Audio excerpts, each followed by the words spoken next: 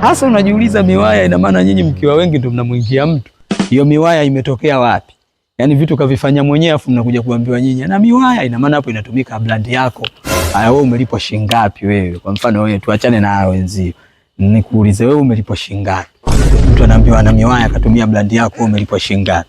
Unamkuta mtu sasa anampigia simu labda demu wake au mwana. Wameongea afu anamwambia basi baadaye baby nitakuvutia waya.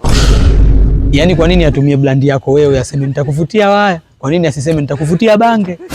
Na kuuliza wewe hapo yani. Hilo ni tatizo. Unaachana nayo. Unamkuta mtu labda mnaangalia zenu mpira. Unaona bwana, linatokea lijamaa mbele limekuziba hivi. Afu jitu linasema, "Oya, unakanyaga waya." Kwa nini sasa atumie waya, aitumie brand awe umekanyaga waya? Kwa nini asiseme bwana hapo umekanyaga kisigino? Ukiachana na huko, tunakuja sasa kwa Diamond. Kachukua copyright yote kaiweka kwake. Unajua kafanyaje? Mnajiita kabisa Mr. Wire.